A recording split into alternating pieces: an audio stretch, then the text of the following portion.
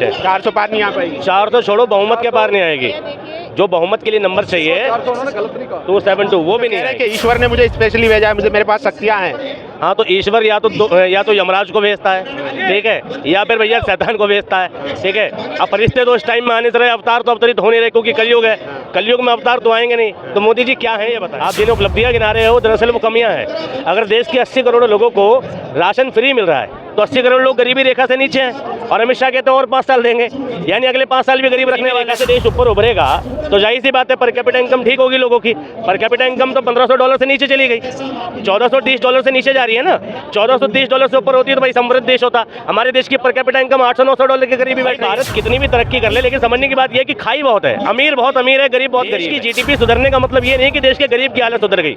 कोई भी देश तरक्की जब करता है जब देश का निचले से निचले तबके का व्यक्ति समृद्ध हो। हाँ काम किया है, स्टार्टअप इंडिया के नाम पर लोगों को चूतिया और मूर्ख बनाने का। पिछली सरकारों ने ये उपलब्धि दी कि एक चाय वाले का बेटा प्रधानमंत्री बन जाता है, लेकिन आज की सरकार की उपलब्धि ये है कि एक राजघराने का व्यक्ति भी संघर्ष करता है। चाय बेचने वाला प्रधानमंत्री बन गया। मोदी जी ने क्यों नहीं दिया डोली चाय वाले को टिकट, अरुण गोविल को क्यों दे दिया? अगर गरीबों की इतनी चिंता थी तो क्या क्रेडिबिलिटी थी अरुण गोविल की जो उसको टिकट दिया था? मेरी क्रेडिबिलिटी थी कि एक सीरियल में काम किया था, यही तो क्रेडिबिलिटी थी ना। राम का किरदार निभाया था। चलो अगर वो जीत गया तो भगवान राम जीतेंगे, और हार गया तो कौन हारेंगे, अरुण गोविल या भगवान राम? बीजेपी के अंदर दिखाओ कौन सा गरीब चुनाव लड़ रहा है।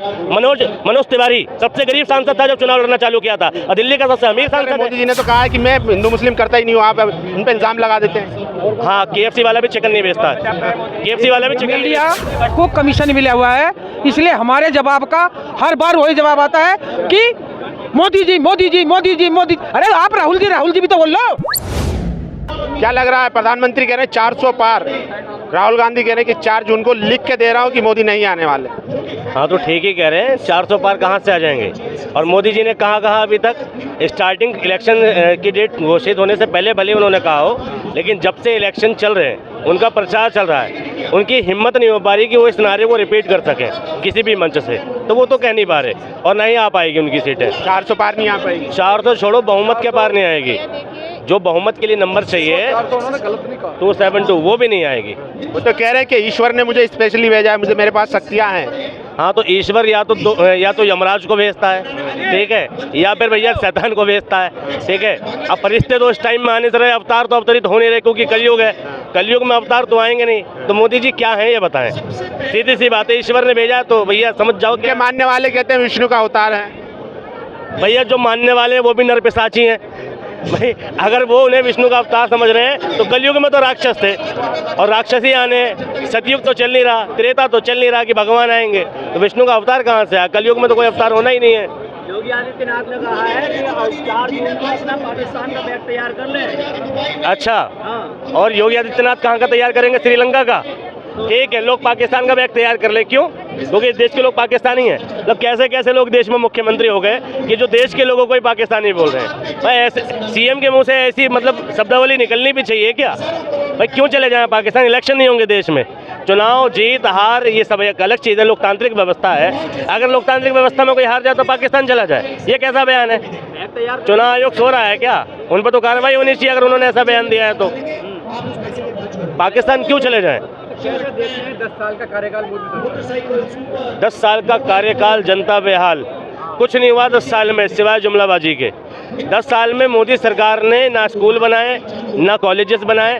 24 एम्स का क्लेम करते हैं, जिला लेवल पे, नगरीय लेवल पर, शहरी लेवल पर अस्पताल कौन बनाएगा? आप उपलब्धि नहीं सुने? मोदी जी कह रहे हैं कि शौचालय दे रहे हैं, राशन दे रहे हैं, गैस दे रहे हैं। ये सारी उपलब्धियां कमियां हैं। आप जिन्हें उपलब्धियां गिना रहे हो दरअसल वो कमियां हैं। अगर देश के 80 करोड़ लोगों को राशन फ्री मिल रहा है तो 80 करोड़ लोग गरीबी रेखा से नीचे हैं, और अमित शाह कहते हैं और 5 साल देंगे, यानी अगले 5 साल भी गरीब रखने वाले हैं। तो उपलब्धि कहाँ से हुई? और राशन की योजना कौन लाया था, किस स्थिति में लाया था? ठीक है, ये समझने की ज़रूरत है। राशन कौन लेता है? अब हमारे देश में 70 करोड़ लोग गरीबी रेखा से, 80 करोड़ लोग गरीबी रेखा से नीचे। मैं देख रहा था मिडिल क्लास कौन होता है, जिसकी सालाना इनकम 6 लाख रुपए हो। मेरे ख्याल से मुझे तो नहीं लगता देश में 80 करोड़ लोगों की इनकम 6 लाख छोड़ो 3 लाख भी नहीं है। कांग्रेस भी 10 किलो राशन की बात कर रही है ना। कांग्रेस 10 किलो राशन की बात करे, किन के लिए? जो नीडी है उनके लिए। सारा देश नीडी नहीं बनाने वाली कांग्रेस। कांग्रेस तो राशन की योजना लाई थी, किनको मिलता था? बीपीएल कार्ड था, लाल कार्ड था, पीला कार्ड था, सफ़ेद कार्ड था, कैटेगराइज थे। गरीबी के हिसाब से लोग कैटेगराइज थे। अभी क्या है? सारे देश में 80 करोड़ लोग, 140 करोड़ की आबादी में 80 करोड़ लोगों को राशन मिल रहा है। आप 80 करोड़ लोगों का राशन दे रहे हैं, मोदी जी कहते हैं कि 25 करोड़ गरीबों को गरीबी रेखा से ऊपर उठाया। भाई ये नहीं सुना आपने? अच्छा ये बताओ, अगर गरीबी रेखा से ऊपर उठाया है तो ये बताओ मनी इन्फ्लेशन और पर कैपिटा इनकम में देश पीछे क्यों है? देश की पर कैपिटा इनकम पिछड़ती क्यों जा रही है? बताओ मुझे। अगर गरीबी रेखा से देश ऊपर उभरेगा तो जाहिर सी बात है पर कैपिटा इनकम ठीक होगी लोगों की। पर कैपिटा इनकम तो $1500 से नीचे चली गई, $1430 से नीचे जा रही है ना। $1430 से ऊपर होती है तो भाई समृद्ध देश होता। हमारे देश की पर कैपिटा इनकम $800-900 के करीब ही बैठ रही है, तो ऐसा क्यों है? महंगाई पे क्या कहेंगे? महंगाई दर जो 10 साल में कम रही है मोदी जी की। महंगाई दर 10 साल। अच्छा एक बात बताओ, देश में जो देश का 50% पैसा है वो 100 लोगों के आसपास बटा हुआ है और बाकी के 50% पैसे में 140 करोड़ लोग हैं, तो ये नाइंसाफ़ी है।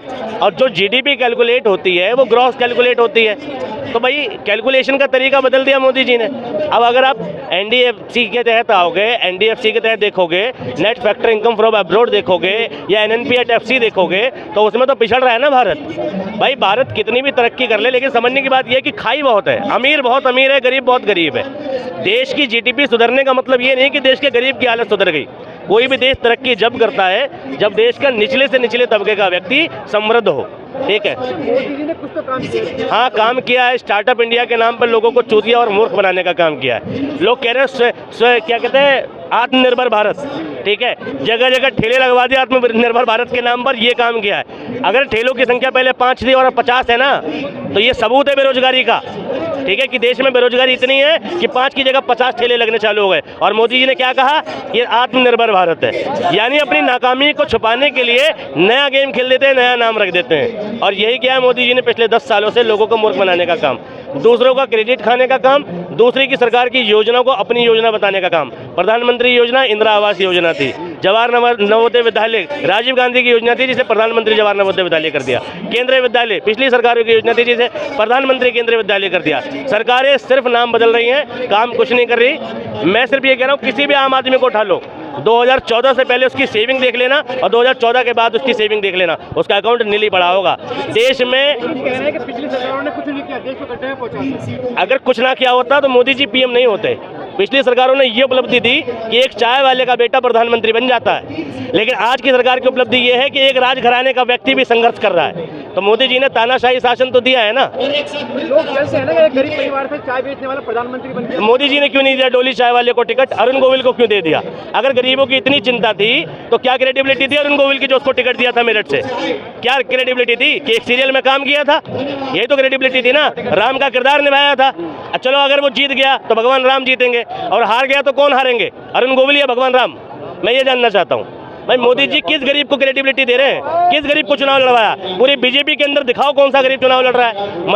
मनोज तिवारी सबसे गरीब सांसद था जब चुनाव लड़ना चालू किया था, और दिल्ली का सबसे अमीर सांसद है।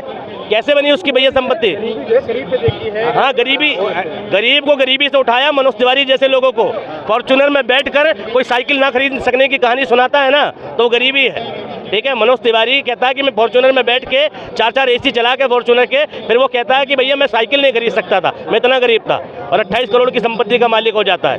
एक पत्थर नहीं लगवाया उसने अपने नाम पर, ठीक है, कि भाई मैंने ये काम किया है पूर्वी दिल्ली में, ठीक है। 1400 करोड़ खर्च किए उन्होंने। 14,000 करोड़, आपका आंकड़ा थोड़ा साफ कर दूं, 14,000 करोड़ खर्च किए हैं, ठीक है। ना तो मोदी जी के पास कोरोना वैक्सीन का हिसाब है, ना पीएम केयर फंड का हिसाब है, ना मनोज तिवारी के पास 14,000 करोड़ का हिसाब है, ठीक है। हाँ, दुश्मनी है। मैं क्या, इस देश का हर आम आदमी मोदी जी के नाम से चिढ़ता है, ठीक है। जो आम होगा वो चिढ़ेगा, और जो भाजपा का प्रवक्ता होगा वो नहीं चिढ़ेगा। मोदी जी के चेहरे पे वोट पड़ रहा है। मोदी के चेहरे पे कौन कह रहा है चेहरे पे वोट पड़ रहा है? मैं कह रहा हूँ एक निगम पार्षदी का इलेक्शन लड़े बिना मंदिर मस्जिद किए, एक निगम पार्षदी, सांसदी तो बहुत दूर की रही। साहब क्या बात कर रहे हैं? मोदी जी ने तो कहा है कि मैं हिंदू मुस्लिम करता ही नहीं हूँ, आप उन पर इल्जाम लगा देते हैं। हाँ, KFC वाला भी चिकन नहीं बेचता है, KFC वाला भी चिकन नहीं बेचता है। मीडिया बचाव करता है मोदी का, मीडिया बचाव करता है मोदी का। कौन कह रहा है? यहाँ बातें ऐसी कर रहे हैं सर, लगातार वही बात कर रहे हैं। मोदी के गुणगान की बात कर रहे हैं, जबकि पूरे इंडिया में बदल रही है सरकार और जनता इंडिया बदल रहा है, पूरा इंडिया में सरकार बदल रही है और सर मोदी जनता इलेक्शन लड़ रही है, जनता। तो आपके नेता कहाँ गए? नेता तो है ही सब आगे, लेकिन जनता बदलाव की ओर है, तो इसलिए बीजेपी में कोई बदलाव नहीं है, एक ही लहर है मोदी जी। बिल्कुल नहीं, यही तो आप कहना चाहते, ऐसा नहीं है। आपको नहीं है। मीडिया को कमीशन मिला हुआ है, इसलिए हमारे जवाब का हर बार वही जवाब आता है कि मोदी जी मोदी जी मोदी जी मोदी। अरे आप राहुल जी भी तो बोल लो, इंडिया गठबंधन भी तो बोल लो, क्या विशेषता है? राहुल जी जिस दिन काम करेंगे राहुल जी भी करेंगे। अरे राहुल जी हम 70 साल से काम कर रहे हैं, हम 70 साल से काम कर रहे हैं मेरे भाई। आपको एक बात बताएं, रुको। योगी जी कह रहे हैं उल्टा लटका देंगे। देखिए सुनो आप मेरी बात सुनिए, जो कुर्सी पे बैठेगा वो देश हित के काम करेगा। वो हिंदू धर्म, वो मुसलमान धर्म, वो ईसाई धर्म, वो पाकिस्तान, वो हिंदुस्तान नहीं करेगा, वो देश के सुरक्षा की बात करेगा, समाज की बात करेगा। बात बताओ, मोदी जी कह रहे हैं कि मेरे पास दिव्य शक्ति है, तो हम उनका भरोसा करें या राहुल जी का भरोसा करें? भाई सुनो, आज तक वह दिव्य शक्ति देखी किसी ने? हमें भी तो उसी दिव्य शक्ति ने भेजा हुआ है, या उसे अलग से किसी दिव्य शक्ति ने भेज दिया? मोदी जी के साथ है ईश्वर, है हमारे साथ भी ईश्वर है। हम जो जिस रूम में खड़े वो ईश्वर का ही तो रूप है, हमें दिया हुआ उनका है। और कांग्रेस ने तो लूटा है, कह रहे हैं क्या लूटा? 70 सालों में क्या लूटा है? देश को बर्बाद कर दिया। जिसका नाम लूटने में लेते हैं वही अपनी उसमें गोद में ले रखे उसने। अजीत पवार, विश्वास शर्मा, किस के नाम गिनवाऊं मैं? बोलो किस के नाम? वो गोद ले लिया, गोद ले रखे, बिठा रखे, सरकार में शामिल कर रखे, उनके सारे सरकार चला रहे। क्या हो गया? आप क्या कह रहे हैं? 70 साल जो 70 साल में कांग्रेस ने कमाया, इन्होंने बेच दिया, सब प्राइवेट कर दिया। आप ये बताइए इन्होंने 10 साल में क्या किया? सर अगर 1 साल में क्या नहीं दिया? फ्री राशन दे रहे हैं, शौचालय दिया, जल से नल दिया, और क्या चाहिए बताइए? अभी देखिए हवाई चप्पल वाले को हवाई जहाज में बिठाएंगे। ओहो, तुमको कितना बैठाएंगे? हर गरीब को हवाई जहाज में तुमको बैठाएंगे? किसको बैठाएंगे? जो 70 साल में हमने नहीं कुछ किया तो इन्होंने देश दिया क्या? वो 70 साल की कमाई तो बेची इन्होंने हमारी, और क्या बेचा तो बता दे। कुछ अपना बड़ा है बेचा इसने? हवाई जहाज हमारे बेचे, रेलवे हमारी बेची, बंदरगाह हमारे बेचे।